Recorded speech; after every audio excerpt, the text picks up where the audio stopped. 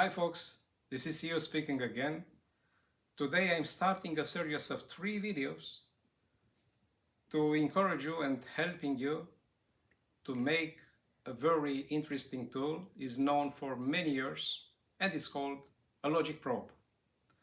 I use it for more than 30 years and it's always been a very useful tool. I've changed so many tools in these years, tons of oscilloscopes, generators, all kinds of meters. But this one followed me everywhere. So even if it is known for so many years, maybe it's time to make one for yourselves, and everybody who tinkers around with not necessarily logic circuits but Arduino and other similar boards should have one. And for many years, everybody, including myself, we tried to make them as small as possible because we said the logic probe should be a portable tool. So showing similar to a standard one you can buy from anywhere around for, I don't know, maybe 30 bucks, okay? And they were just fine. And they show you the logic states you expect high and low, and even if you have pulses, and it can even memorize the rising or the falling edge of a pulse when coming, and so on. But few of them show this on a display. And this kind of display is a bit special. I'm going to talk about it in the second video because it has 2 decimal points. So it's not a standard one with 1 decimal point. Anyway, let's talk about the tool. The purpose of that project is not to make the tool as this one, a portable one. It's a standard double-side printed board. Okay? It's not to make in this particular format, but in a format that almost nobody else has, in a desktop format. This one here.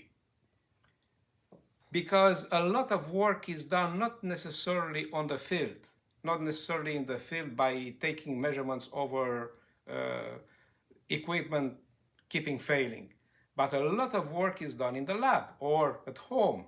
So it's going to be a very interesting one like this. And making a tool, it brings a lot of complications you may not expect at the beginning. This is why I'm going to need 3 videos to make it. Okay? Now, just to show you the standard functions of such a logic probe. Okay? As you can see now, I'm connecting it over a generator where the frequency is 2 Hertz. It's a very low frequency because I want my eyes to help me seeing what happens. And as you can see, the low and high, they change in the frequency of 2 Hertz, which is 0.5 second the period. And it shows low and high.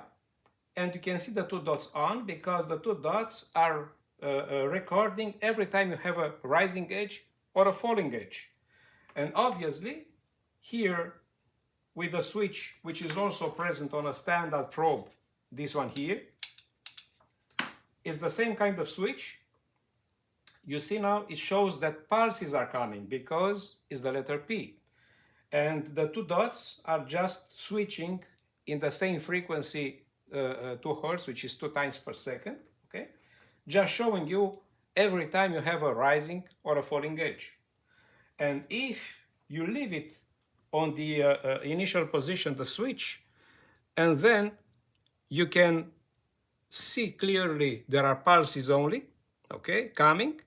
And anytime you release that reset button, the 2 dots are not switching anymore, left, right, showing you the rising and the falling edge, because right now they are recording the state or any time such a pulse came, okay? And also, the 0 is showing either the probe is not connected, as you can see it now, or the famous limbo state, which is when you don't have a 1 logic, you don't have a 0 logic, okay? And it's absolutely similar over the one we're going to build, where this green probe is the one you take measures with, you take measuring width. And it's the same story here, as you can see. Now it shows the low and the high state in the rhythm coming from the generator, 2 Hertz. And here are, instead of the 2 dots, it's a more, let's say, sophisticated display, showing you the direction of the signal, if it goes up or it goes down. And here in the back, you're going to see this later, I'm going to have a switch. And by using that switch, now you see, it shows there are pulses. And these ones, the directions are going in the same rhythm as the frequency coming, because right now I'm not recording anything. So when I'm recording, I can also erase, or if you want, reset the pulse coming, you see? So it's working absolutely exactly the same. Surely there are also something you may know as pen type meters, and they have a position about logic, but they don't do much about it. It's going to be just right here a little arrow going up or down depending on the direction of the edge, but it's not doing much measuring the logic states. Okay, so this is going to be the tool to build. So then, in the first video today, not only was the presentation, but I'm going to focus on some part of the circuitry. In the second video is going to be about the display. And in the third video is going to be the most important part, the troubleshooting, because obviously when you try to build such a thing, trouble will arrive. So then, let's talk about the most important part of such a project. If you want to make it, you need a diagram, you need a schematic. And because I'm using this tool for so many years, of course I've lost the track of the schematic, never remembered where to find it, okay? So at one point I tried a couple of years ago with a couple of my students to do what we usually call reverse engineering, so to use that particular tool and to reconstruct the diagram. But despite the fact it's only a two-side printed circuit board, in the time allowed for that project, for about 5 working days, it was not enough to have it finalized. So eventually, I did it a couple of months ago, and we have the diagram. So now we really have it back. And the diagram, let's say I'm going to split it in 4 parts. This is the input stage, and I'm going to discuss this next time a bit. Okay? It's absolutely similar to the input circuitry you have in any operational amplifier with differential circuits. This is the input stage, the analog one, which is practically taking the signal from the probe and converting it into logic states. It's exactly what I published already 2 years ago. I'm going to put a link of that video in the description. How to interpret the values of the voltage 0 to 5 volts into logic states 0 and 1. And here are going to be the 2 outputs of that input stage. And then is going to be the second part. So again, this is the first part of the diagram, the first stage if you want, the input. The second part is going to be the decoder, how to interpret the 2 states coming from the input stage, how to interpret them in terms of logic. The third part is going to be the display. You only see here a couple of letters. This is going to be for the next video, what we do with them. So the third part is the display, and the fourth part, auxiliary circuits. And I'm going to focus today on the auxiliary circuits because I want to finish with them and something very peculiar about them. As you can see here is a package 74123. This has inside 2 identical monostable circuits, and I discussed monostable circuits. I'm going to put the link again. I discussed the TTL monostable circuits, exactly that particular package. So when a falling edge or a rising edge, they arrive, this one automatically delivers a kind of pulse of half a second or about half a second to help my eyes watch the signal, because otherwise it may be too short, okay? So very clever point of this diagram.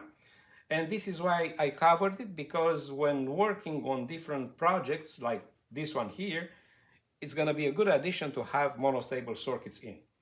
And the one I'm going to focus on is this one here.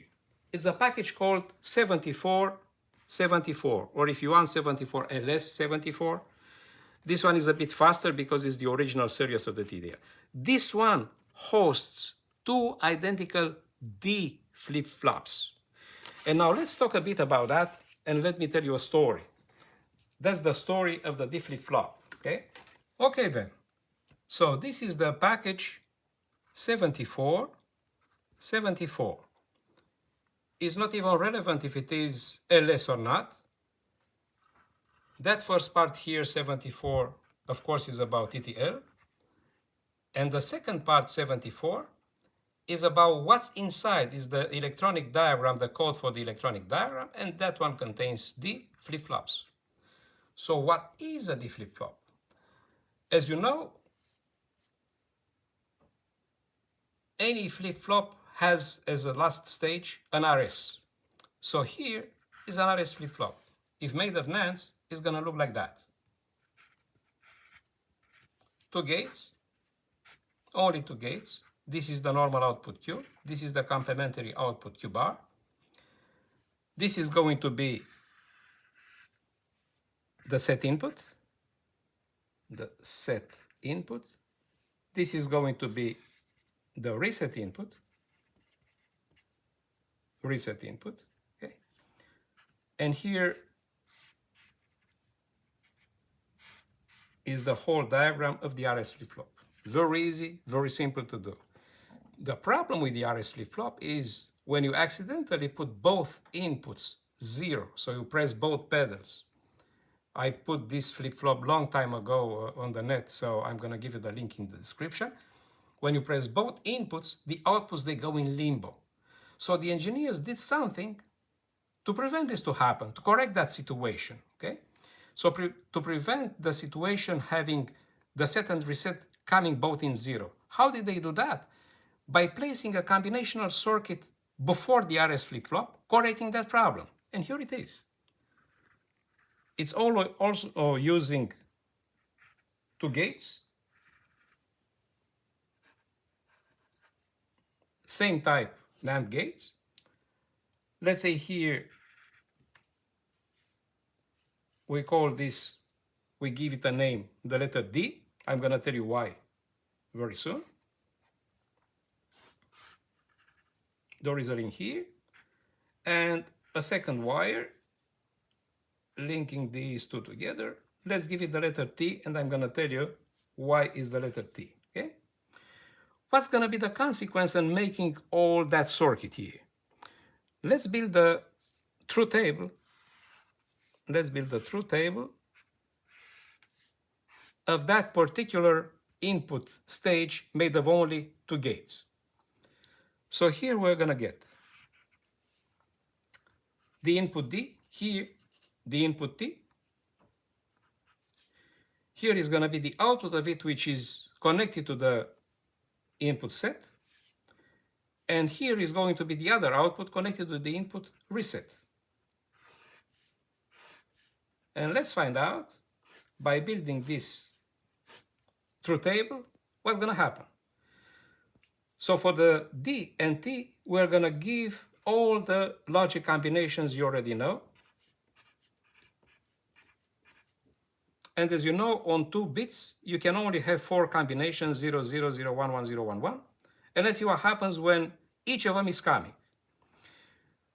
Anytime you have a 0 or on any of the NAND gates, 0 times anything else is a 0 and reverse is a 1.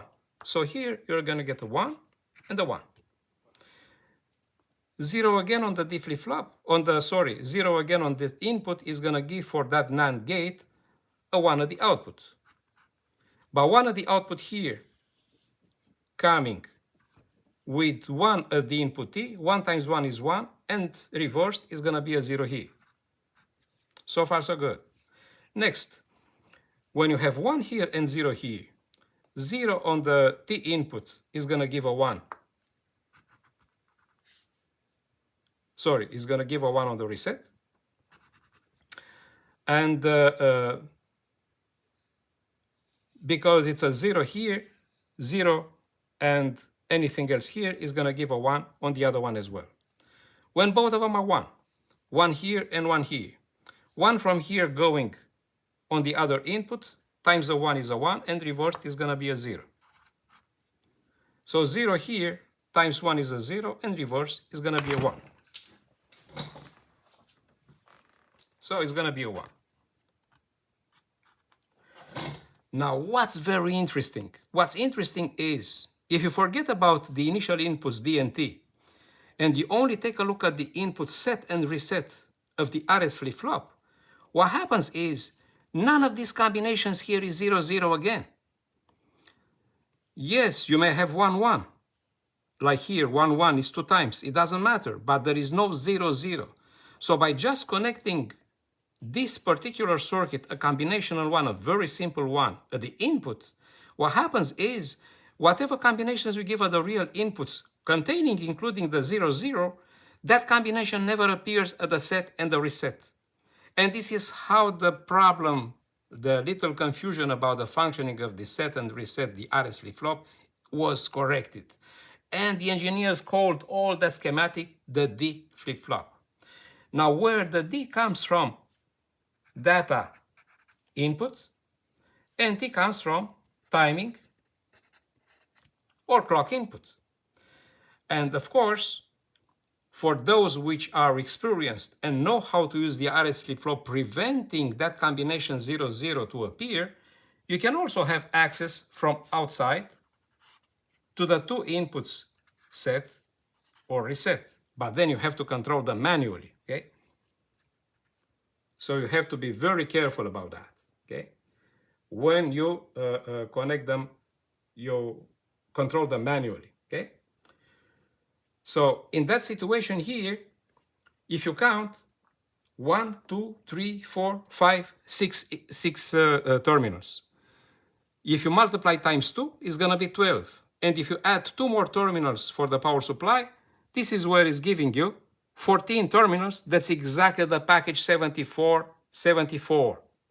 Okay then, so without wasting much time, because it's not a point of studying in an academic way the functioning of the D flip-flop, I'm just going to state here the very simple rule of that particular flip-flop, which is the normal output Q, which is here, follows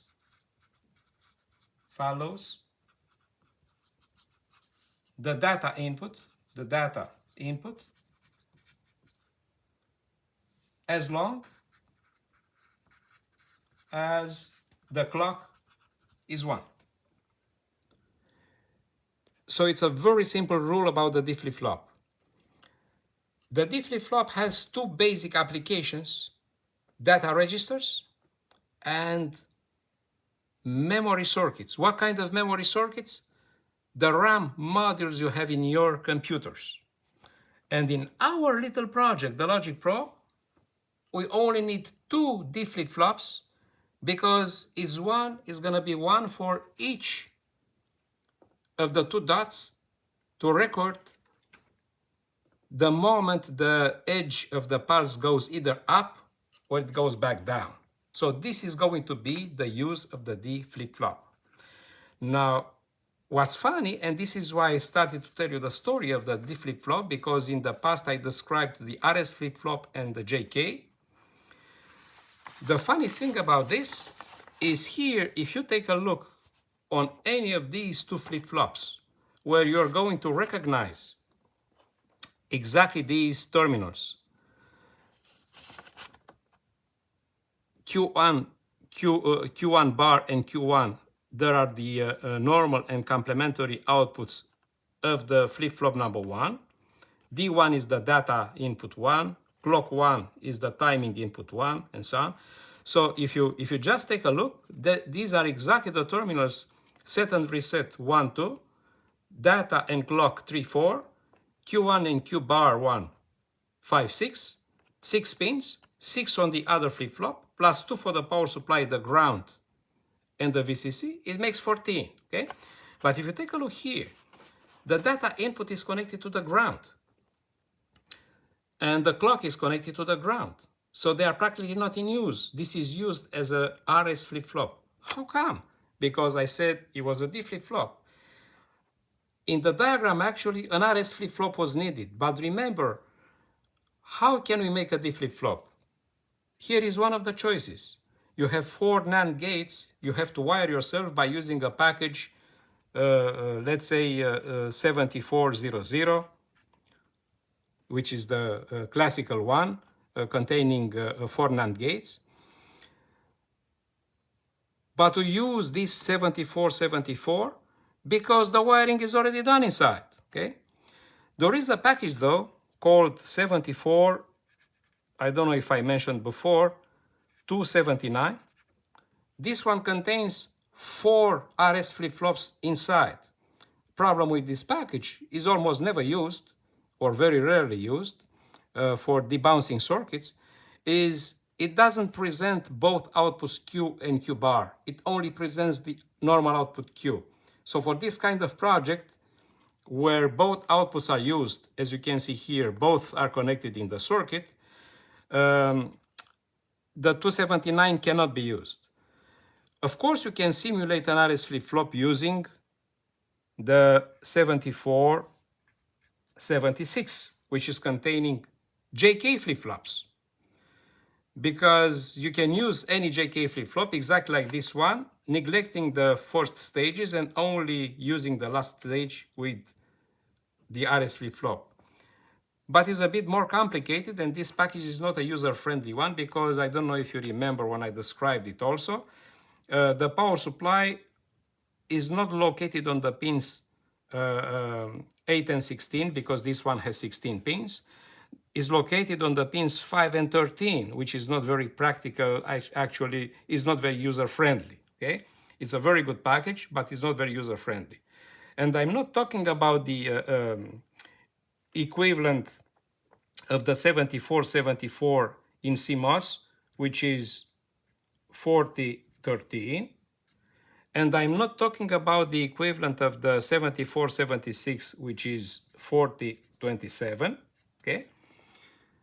Because by taking measurements with a logic probe in TTL circuitry, and this is again is a probe for TTL circuits, I didn't want to use CMOS packages. I only wanted to use the same kind of packages as the ones I want to measure, So auxiliary circuit is using here, and it's a very convenient package because it's very easy to wire around even if used as an RS flip-flop. These are making the auxiliary circuits around the logic probe. So again, as a very short conclusion about this, the use of the RS flip-flop from the package 7474 is only to memorize the 2 dots, actually the 2 rising and falling edge, and of course you can reset them both anytime you want. This is the position where you can reset, and on that position here there is nothing you can do, okay? Because one position of the sliding switch is to memorize, the other one won't, okay? And how is this done?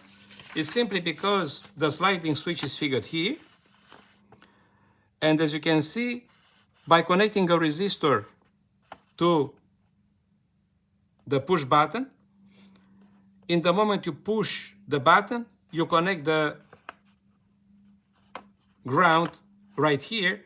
So the ground is gonna go actuating both the set and the reset. When you move the sliding switch to the left, it doesn't matter what you press, the ground doesn't reach the set and the reset anymore. So this is why the 2 positions are required here on the sliding switch. And this was the push button. In my situation here on the portable one, I used a micro switch, but you can use any push button if you want, as I'm gonna show you in one of the next videos. So what did we have today? As a conclusion, we organized the logic probe in 4 stages. So it was the input stage, the decoder, the display, and auxiliary circuits, and we focused more on the auxiliary circuits to finish with that. Okay?